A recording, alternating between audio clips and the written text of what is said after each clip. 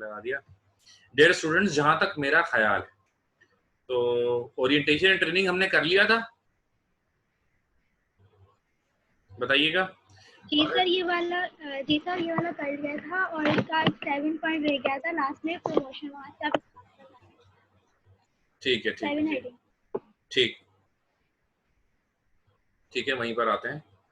तो इस वक्त जो कोई नया अगर किसी ने ज्वाइन किया है तो मैं उसको बता दूं कि इस वक्त हम पढ़ रहे हैं बीकॉम पार्ट 2 मैनेजमेंट, और बीकॉम पार्ट 2 की मैनेजमेंट के अंदर इस वक्त हम पढ़ रहे हैं स्टाफिंग का चैप्टर, जिसके अंदर हमारा सवाल चल रहा है what is the procedure of staffing. Staffing का क्या प्रोसीजर होता है, ठीक है जी। अब ये स्टाफिंग का जो प्रोसीजर होता है ये पूरा का पूरा पर्टेन करता है HR डिपार्टमेंट से, पूरा का पूरा इसका ताल्लुक जो है वो HR डिपार्टमेंट से है, सही।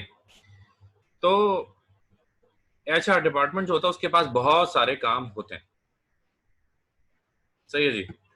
सबसे पहले जो उसका काम होता है वो ये होता है कि उसने अपने स्टाफ को देखना भी होता है, एक तो हायर करना होता है।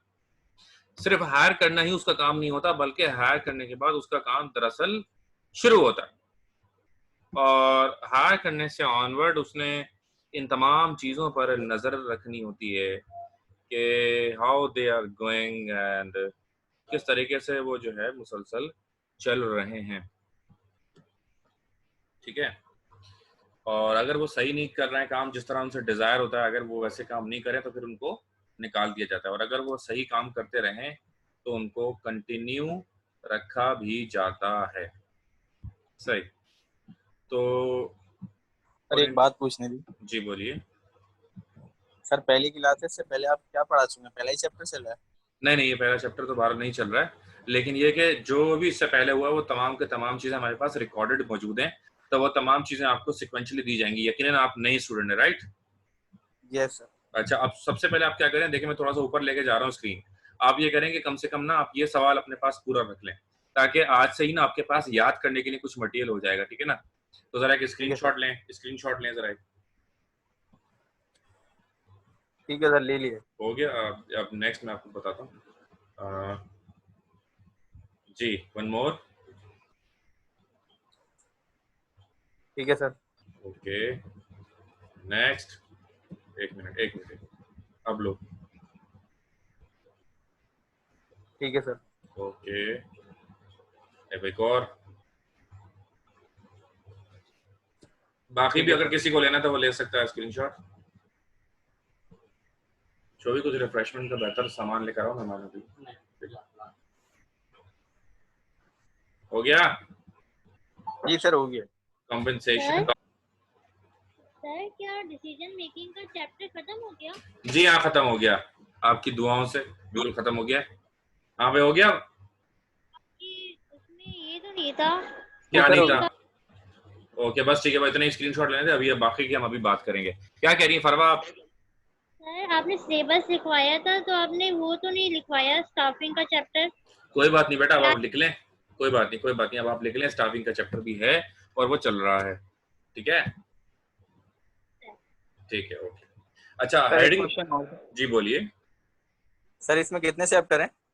अल्लाह अकबर। बेटा इसमें टॉपिक जो है ना, बेसिकली जैसे अभी फरवा ने कहा कि ये तो टॉपिक तो लिखवाया नहीं था, ये किसी और जगह पे पर्सनल मैनेजमेंट के नाम से मैंने बहरहाल सिलेबस में वैसे लिखवाया था।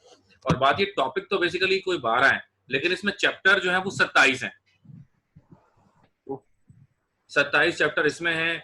इसके अलावा इकोनॉमिक डेवलपमेंट जो बच्चे मुझसे पढ़ते हैं उसमें 28 चैप्टर्स हैं, ठीक है। इसके अलावा बिजनेस लॉ तो तकरीबन सबको ही मैं पढ़ाता हूँ, तो उसके अंदर 35 चैप्टर है हमारे, 35।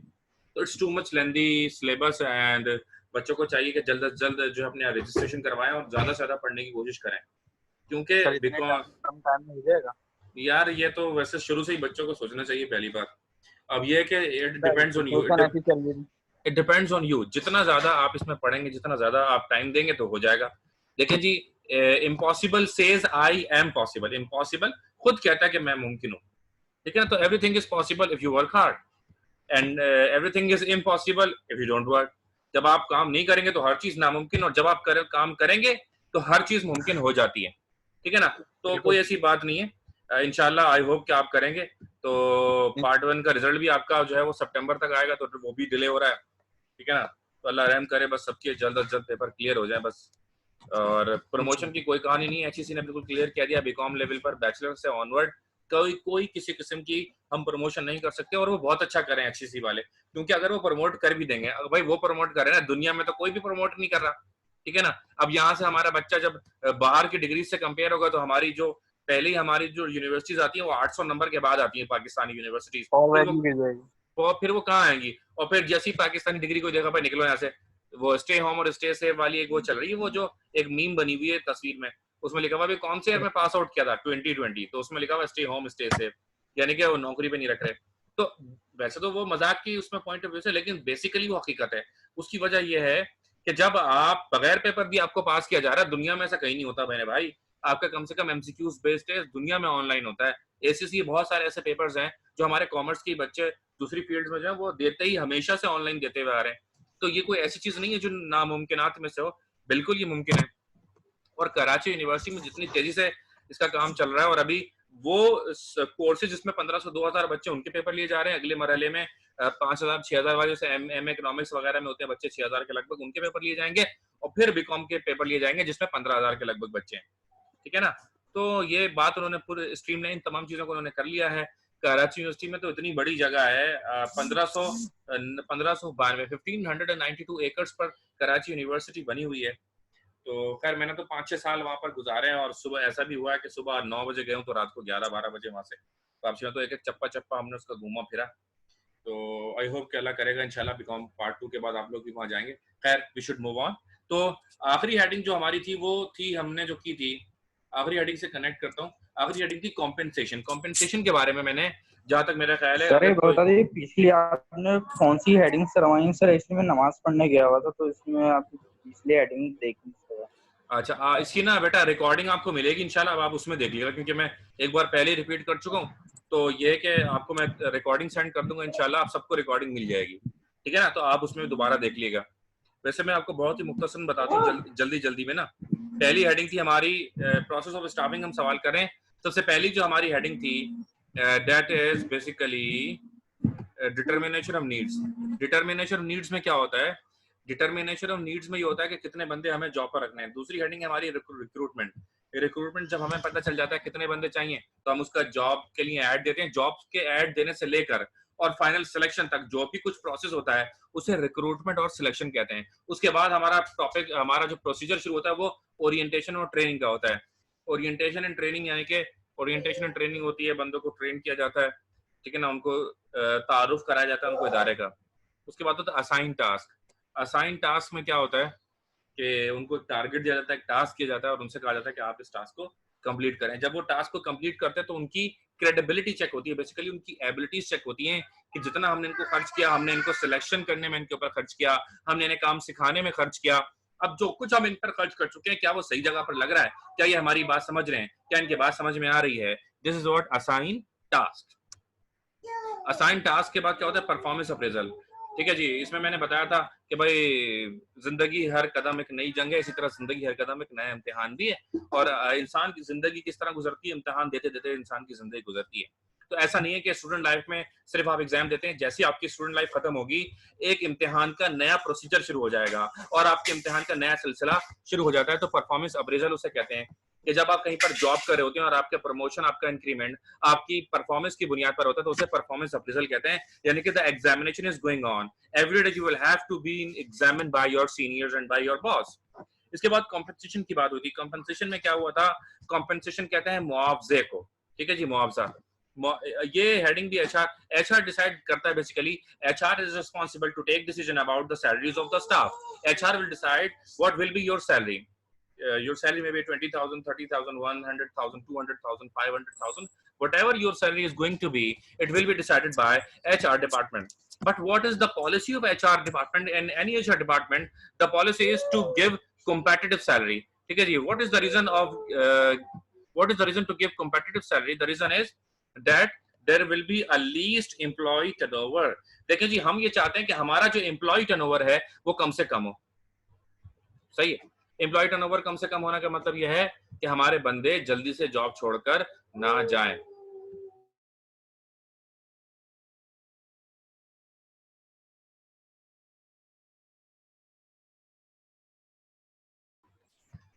अच्छा जी, तो कॉम्पेंसेशन अच्छी होनी चाहिए। जब हम कॉम्पेंसेशन अच्छी देंगे, अब मुझे अगर एक जगह बहुत अच्छी सैलरी मिल रही है, अगर मुझे एक जगह पर इतनी अच्छी सैलरी मिल रही है जो कि मुझे कहीं और नहीं मिलेगी, जब किसी जगह पर मुझे इतनी अच्छी सैलरी मिल रही होगी, जितनी अच्छी सैलरी मुझे कहीं और नहीं मिलेगी, then what I am going to do?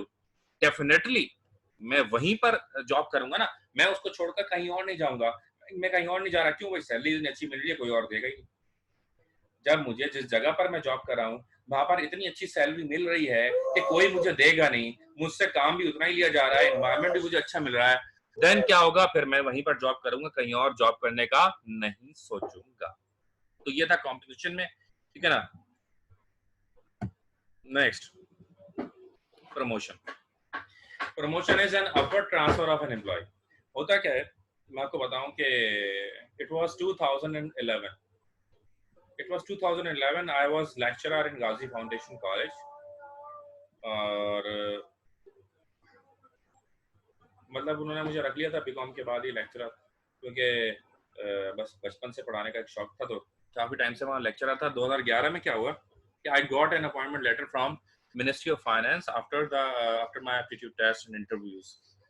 अच्छा, वो टेस्ट इंटरव्यूज दिए हुए भी मुझे 8 महीने हो गए थे, उसके बाद अचानक से मेरा लेटर आया घर पे, government job, federal government job का जब मेरा लेटर आया, तो I can not express what was my emotions, right, कि बहुत ज्यादा मैं इमोशनल था और I was too much excited.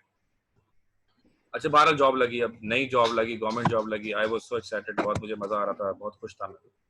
What happened कि 1 साल गुजरा, 2 साल गुजरा, 3 साल गुजरा, अब उसी जॉब पर मुझे मजा आना बंद हो गया। क्यों मजा आना बंद हो गया? अरे यार, वही सुबह से निकलो, वही शाम तक, वही काम, वही काम, वही काम, वही काम। अब what I want a change. मुझे क्या चाहिए था? तब्दीली चाहिए थी मेरे काम में। और यार, अब मेरे जो, अच्छा, प्राइवेट इदारों में क्या होता है, प्राइवेट इदारों में जल्दी जल्दी प्रमोशन होता है, ठीक है जी, और नाम के आगे प्राइवेट इदारों में मैनेजर तो ऐसे लग जाता है, ठक से मैनेजर लग जाता है नाम के आगे, जबकि गवर्नमेंट इदारों में मैनेजर लगता नहीं इतनी आसानी से नाम के आगे। अच्छा, लेकिन क्या होता है, सैलरी इधर ज्यादा बढ़ रही होती है, उधर सैलरी कम बढ़ती है, ठीक है ना। अब इसके अंदाजा लगा ले, नेशनल बैंक के अंदर, नेशनल बैंक के अंदर जो सिर्फ कैशियर होता है, नेशनल बैंक के अंदर कैशियर की सैलरी 2,75,000 रुपए तक सिर्फ कैशियर की सैलरी है नेशनल बैंक के अंदर, ठीक है ना। अब आ जाए बैंक अल हबीब या अल्फला या मीजान, इनमें ब्रांच मैनेजर जो पूरे ब्रांच का हेड होता है, उसकी सैलरी 50,000, 60,000, 70,000। तो भाई एक प्राइवेट बैंक के ब्रांच मैनेजर से अच्छा ये नहीं है मैं जाके कैशियर लग जाऊं नेशनल बैंक में, राइट भाई? माल का बेसिकली मकसद है ना, कैश बेसिकली मकसद होता है। खैर, तो बताने का मकसद क्या था कि प्रमोशन। अब क्या हुआ, फिर हुआ ये कि after period I got promoted, मेरा एक प्रमोशन हुआ। अब जब मुझे प्रमोशन हो तो मुझे वही, मेरे खून में मुझे वही जज्बा महसूस होने लगा जो मेरा 2011 में था जब मेरा अपॉइंटमेंट हुआ था, राइट। तो ये क्या होता है, ये होता है प्रमोशन से। प्रमोशन क्या करता है? Promotion is just an injection, यानी कि मल्टीविटामिन इंजेक्शन आपको ठोक दिया जाता है, उसका नाम है जी प्रमोशन। जब आपका प्रमोशन होता है तो आपके अंदर एक नया जज्बा दोबारा से उभरता है और आप दोबारा से सोचते हैं कि मैंने बहुत ज्यादा बेहतर तौर पर काम करना है, ठीक है जी। तो promotion is an upward transfer of an employee. A promotion is very helpful technique to motivate the employees towards their goals and to be accomplished for an organization। अच्छा, यहाँ पर रुककर वो बच्चे जो इस वक्त मुझे पहली बार सुन रहे हैं, मैं आपको बता दूं, हमारी क्लास के लिए आपके पास कुछ चीजें होना जरूरी है। कल भी मेरी संडे है, कल मेरी बिजनेस लॉ की क्लास है, उससे पहले मैं आपको बता रहा हूँ कुछ चीजें हमारी क्लास के लिए जरूरी है। नंबर 1, आपके पास रजिस्टर होना चाहिए। नंबर 2, आपके पास पेन होना चाहिए। और नंबर 3, आपके पास हैंड फ्री होनी चाहिए। हैंड फ्री जरा अच्छी वाली होनी चाहिए आपके पास, ताकि आपको आवाज मेरी बिल्कुल क्लियर है, ठीक है ना। ये 3 चीजें मैंडेटरी है क्लास के लिए। अगर आपके पास हैंड फ्री नहीं है तो आप, हो सकता है आपको आवाज में मसला हो, ठीक है ना। और पेन और वो जो चीजें मैं आपको करा रहा हूँ, जो स्क्रीन पे आपको नजर आ रहा है, आपने साथ साथ उसको लिखते रहना है। Don't waste your time. जिस वक्त प्रमोशन की हेडिंग नजर आ रही है, आई होप कि आपने अब तक लिख लिया होगा। जिन्होंने लिख लिया वो डन लिख दें, जिन्होंने नहीं लिखा वो लिख लें, यही कह सकता हूँ फिलहाल। So this is first time ever कि मैं शरीफाबाद के भी बच्चों को पढ़ाने के लिए मुझे मौका मिला। शरीफाबाद का सिर्फ एक मुनीब भाई इस वक्त ऑनलाइन है, व्हाट आई बिलीव। कोई और है शरीफाबाद का? आई डोंट थिंक सो। बाकी सब तो जाने पहचाने अपने बंदे हैं। I think only Munib is the only student from BCom Part 2 Sharifabad, right? तो जिन्होंने लिख लिया है इसको डन लिख दें। अच्छा जी, अच्छा मुनीब ने लिख लिया है, इज़मा ने लिख लिया है, नगीना ने 4 ने लिखा है, बाकी क्या कर रहे हैं भाई?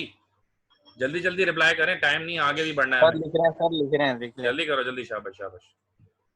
अच्छा जी, अच्छा तो एक बात और कि देखें, रिकॉर्डिंग के पीछे नहीं भागना है, ऑनलाइन क्लास लेनी है, उसी वक्त रिकॉर्ड करना है, उसी को याद करना है।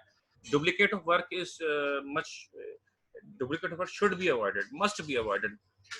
अपने वक्त की कदर करें, जब एक चीज हो रही है ना उसको दोबारा रिपीट नहीं करने का, दोबारा ऐसे नहीं सुनने का है, ये चीजें याद करके इसको याद करने में वो वक्त लगाएं, दैट इज मोर इम्पोर्टेंट। अब कुछ बच्चे क्या करेंगे, अब रिकॉर्डिंग तो मैं दूंगा, ये बात तो बिल्कुल 100% क्लियर है, रिकॉर्डिंग आपके रेलेवेंट ग्रुप्स में अपलोड हो जाएगी, सही है। तो अब रिकॉर्डिंग का इशू तो खत्म हो गया, मसला ये है कि अब आप उसको दोबारा सुने, वो टाइम वेस्ट करने की जगह आप जब ऑनलाइन क्लास ले ही रहे हैं, ठीक है ना, तो बेहतर ये है कि आप बस ऐसे ही चलते रहें, ठीक है ना। तो प्रमोशन की हेडिंग लिख लिया आप लोगों ने, ठीक है ना। मैं आगे बढ़ाऊं, जिन्होंने नहीं लिखा स्क्रीनशॉट ले लें, 5 तक काउंटिंग करूंगा।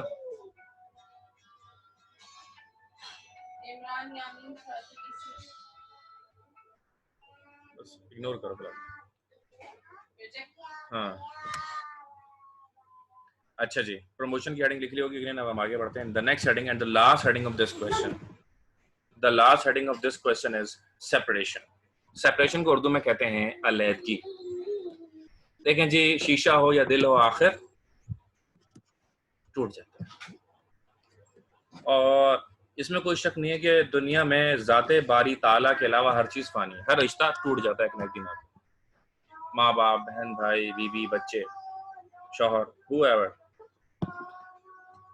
इसी तरह बिजनेस के अंदर भी होता है कि अगर आप किसी भी इदारे से मुंसलिक हैं, आज आप किसी इदारे से मुंसलिक हैं, लेकिन हमेशा आप किसी इदारे से मुंसलिक रहेंगे ऐसा नहीं होगा। आज नहीं तो कल, कल नहीं तो परसों आपको उस इदारे को छोड़कर जाना ही होगा, राइट? ऐसा है कि नहीं? ठीक है ना। अब there are so many reasons of separation, बहुत सारे रीजंस हो सकते हैं सेपरेशन के।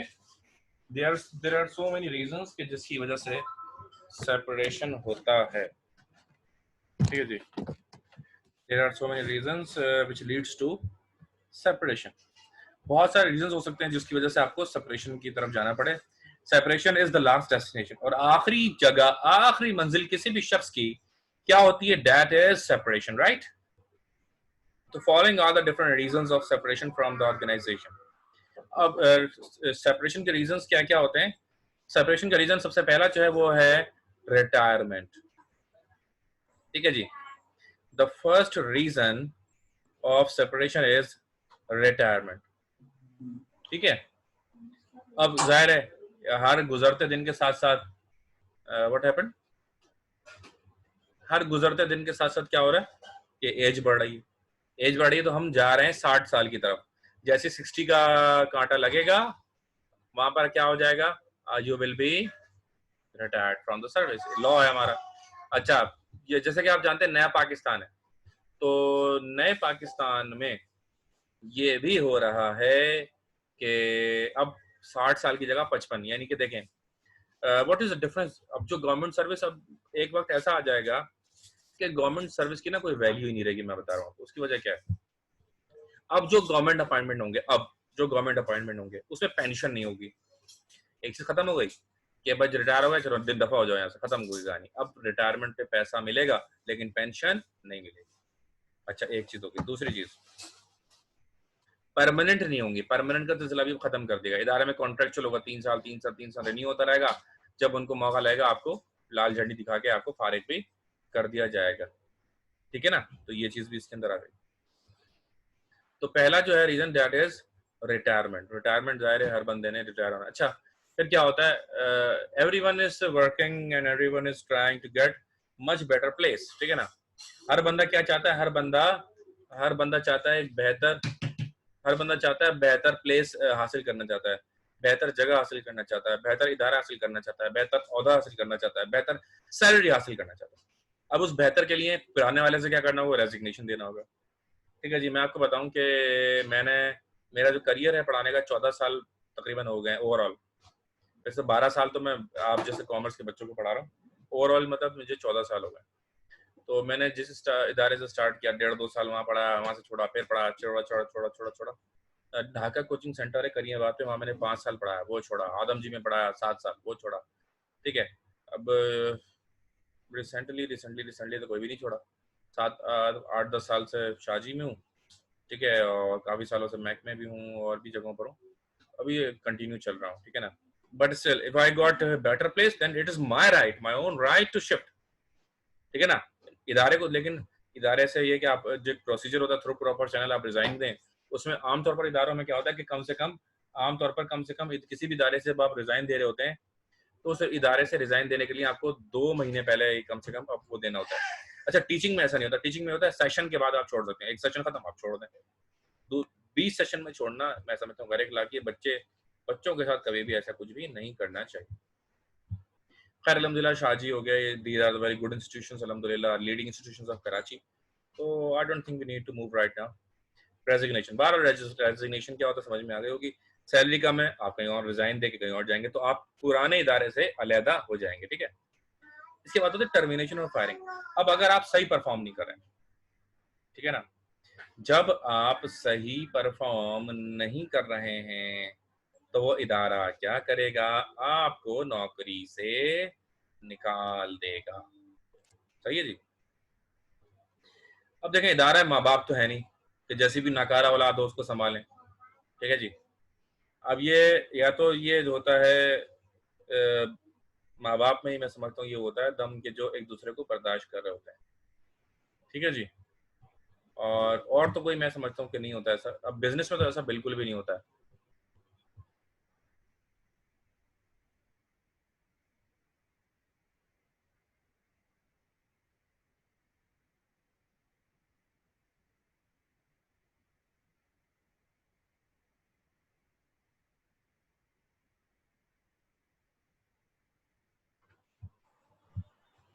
हेलो, आवाज आ रही है मेरी? हेलो, जी आ रही है आवाज। Testing 1 2 3, can you hear me? जी सर आ रही है। ओके जी सर आ रही है। Okay yes. Okay okay. तो रेजिग्नेशन समझ में आ गया, रेजिग्नेशन क्यों होता है। अच्छा, इसके बाद तो टर्मिनेशन। अच्छा, रेजिग्नेशन पे ना एग्जिट इंटरव्यू भी होता है। आई थिंक पता नहीं हेडिंग है नहीं है आगे, एग्जिट इंटरव्यू या तो लिखा हुआ होगा खाली, हाँ लिखा होगा, ये लिखा हुआ एग्जिट इंटरव्यू, ये लिखा हुआ,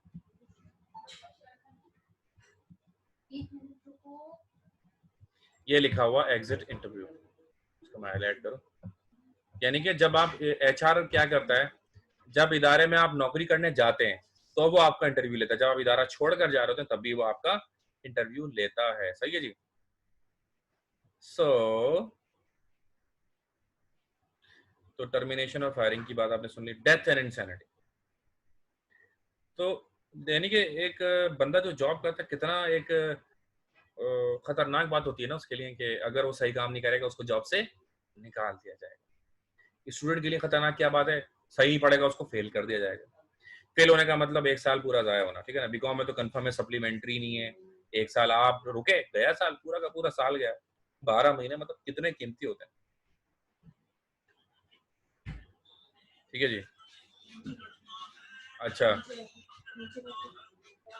डेथ और इंसैनिटी भाई, इन कुल्लु नफ्सिन ज़ाइक़तुल मौत, और जो भी है मतलब हर बंदे ने आखिरी जो हमारी डेस्टिनेशन है वो जो है वो यही है ना कि भाई मरना तो सब नहीं है, राइट। तो डेथ और पागलपन, अगर कोई पागल हो जाए, पागल तो खवातीन ही करती है, मर्दों को, खवातीन को पता नहीं कौन करता होगा पागल। तो बात ये कि अगर कोई मर जाए या पागल हो जाए, उसकी वजह से भी क्या होता है कि उसकी नौकरी खत्म हो जाती है। मरने पर या पागल होने पर उसको गवर्नमेंट सपोर्ट करती है और उसके घर वालों को पैसे दिए जाते हैं। मिसाल के तौर पर अगर कोई एक्सीडेंट होता है, जैसे अभी तैयारा हादसा हुआ पीआईए का, अल्लाह सबकी मग़फ़िरत फरमाए, उन सबको 10-10 लाख रुपए दिए गए और जो एम्प्लॉय थे पीआईए के उनको 20-25 लाख रुपए भी दिए गए, ठीक है। तो ये डेथ और इंसैनिटी होता है और उस पर एचआर का काम है, एचआर फैसला करता है किसको कितने देने, किसको कितने देने। अगर एक सीनियर और बड़े ओहदे वाला बंदा जाता है तो उसको ज़्यादा पैसे दिए जाते हैं और एक जूनियर जो होता है उसको कम पैसे दिए जाते हैं। मिसाल के तौर पर पुलिस वाला कांस्टेबल 1 लाख रुपए, एसआई 5 लाख रुपए, एसएचओ 10 लाख रुपए। वैसे तो ये कुछ भी नहीं है, उन लोगों की जो आमदनी होती है आपको पता ही है। रिट्रेंचमेंट, डाउन साइजिंग, इसमें मैं मिसाल देना चाहूंगा यार, ये भी कुल्हाड़ी हैं और ये भी तलवार हैं। देखें, to stay in the market you must be competitive. अगर आप में कमी है तो you can not strive in the market, you can not stay in the market. आप मार्केट में रह ही नहीं सकते अगर आप में क्या नहीं है, दम नहीं। तो दम पैदा करो अपने अंदर, काबिलियत पैदा करो। तो हमारे उस्ताद ने हमें समझाया था, आज हम आपको समझा रहे हैं कि अपने अंदर दम भी पैदा करें और कोशिश करें कि आप इदारे की मजबूरी बन जाए। ठीक है, आप इदारे की मजबूरी बन जाए। जब आप इदारे की मजबूरी बन जाएंगे तो आप रह सकते हैं कि भाई वो कोशिश भी करे आपको खाने की, निकालने की, तो वो ना निकल सके। लेकिन अगर वो ऐसा नहीं है तो फिर जो है ना, फिर बेकार है, कोई फायदा नहीं। सही।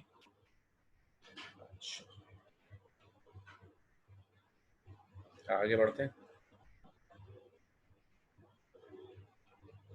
लिख लिया होगा।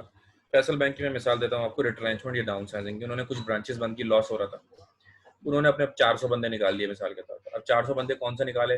लाख लाख लाख लाख लाख लाख 2-2 लाख वाले जो है ना, वो सैलरी के बंदे निकाल दिए। और जब इतनी बड़ी बड़ी सैलरीज के बंदे उन्होंने निकाल दिए, उससे फायदा क्या हुआ? उससे फायदा ये हुआ कि उनके बहुत ज्यादा पैसे जो थे अब वो बचना शुरू हो गए। और फिर उन्होंने उस पैसे का क्या किया? उन्होंने उस पैसे का ये किया कि उन्होंने उस पैसे को दूसरी जगह पर इस्तेमाल करना शुरू कर दिया। ठीक है जी। तो ये बात है कि जब रिट्रेंचमेंट होती है, डाउन साइजिंग होती है, उसकी वजह से भी बहुत सारे लोगों को जॉब से निकाल दिया जाता है। तो अगर आप उनकी मजबूरी बन जाएंगे, अगर आप उनकी मजबूरी बन जाएंगे तो क्या होगा कि आप स्टे कर सकते हैं मार्केट में और आपको कोई निकालने वाला नहीं होगा। ये लो बेटा। तो रिट्रेंचमेंट, डाउन साइजिंग क्या बताती है? ये बताती है कि आप जो है ना उसके हिस्सा बन जाए, मजबूरी बन जाए। तो फिर आप डाउन साइजिंग भी होगी तब भी आपको नहीं निकालेंगे। एचआर का ये भी काम है कि जब रिट्रेंचमेंट यानी कि सुपड़ रहा इदारा, डाउन साइजिंग हो रही है, छोटा हो रहा है इदारा, तो अब किसको निकालना है और कौन इंपॉर्टेंट है? जो नॉन इंपॉर्टेंट होते हैं या लेस इंपॉर्टेंट होते हैं उनको फारिग कर दिया जाता है। तो इसलिए being as an employee you need to be a very important person for the organization, number 1।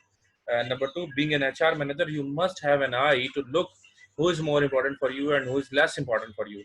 कौन ज्यादा अहम है और कौन कम इम्पोर्टेंट है, ये आपने फैसला करना होता है। यहाँ पर हमारा सवाल क्या हो गया? यहाँ पर हमारा ये सवाल खत्म हो गया।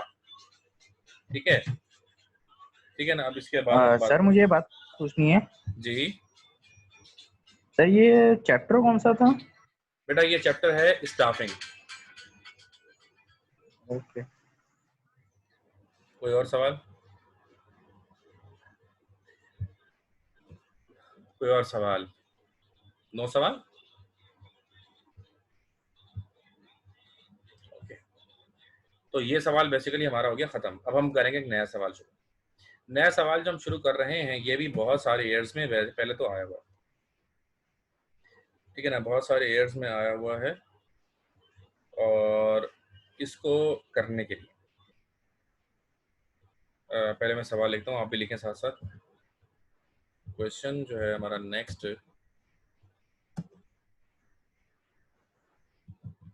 व्हाट डू यू, आज इस पे ऊपर सिर्फ तमहीद बांधी जाएगी, थोड़ा बहुत बताऊंगा। पूरा सवाल हम इंशाल्लाह अगली क्लास में करेंगे। What do you know about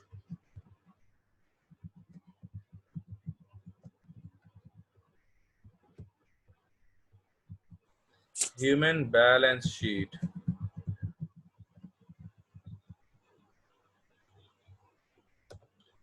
What do you know about human balance sheet? Heading आएगी ह्यूमन बैलेंस शीट। जी, कभी किसी ने सुना है ह्यूमन बैलेंस शीट के बारे में? Anyone who ever listen about human balance sheet?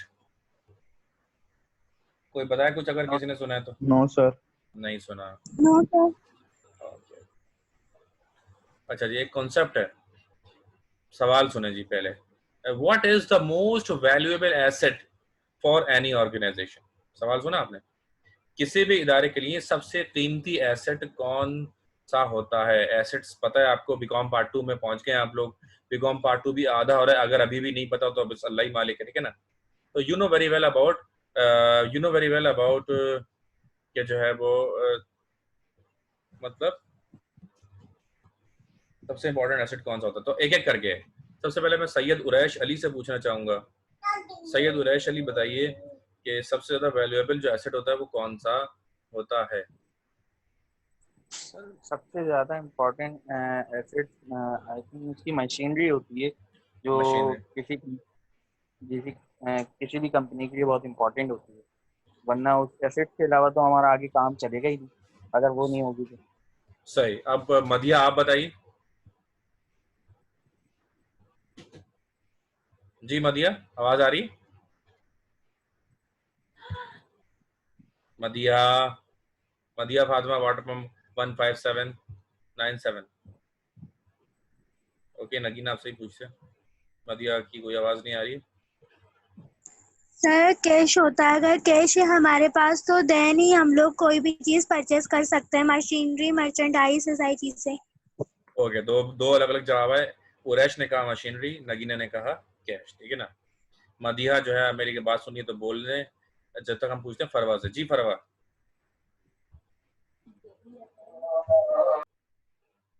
जी फरवा, बोलिए बोलिए। कैश। कैश। आप कैश। कैश के साथ जाएंगे आप, चलें ठीक है। इज़्मा, इज़्मा बेटा। Sir cash. कैश। कैश ही। ओके हाँ, ओके। अच्छा चलें जी, अभी मैं बता दूं बाकियों से पूछने के लिए, ना कैश है ना मशीनरी। सही है, ना कैश है ना मशीनरी। तो अभी तक जितनों ने जवाब दिया सबने गलत दिया। अब बाकी जो बचे हैं उनसे मैं पूछता हूँ। बहरहाल रबिया अंसारी, रबिया कोमल अंसारी। लो जी, रबिया कहाँ चली गई? नाम लेती गायब हो गई रबिया तो। अच्छा यमुना, यमुना बेटा, Yamuna can you listen me? Yamuna की आवाज नहीं आ रही। उरैश ने जवाब दे दिया, नगीना ने भी दे दिया। मुनीब भाई, मुनीब शरीफाबाद वाले। सर मैनेजर, क्या मतलब manager? Controller, I am talking about asset. कौन सा एसेट सबसे कीमती है, ये मेरा सवाल है। I don't know. You don't know? Yes. Okay okay, no issue no issue. अच्छा कोई और कुछ कहना चाहता है? जी जी बोलिए। जी लैंड।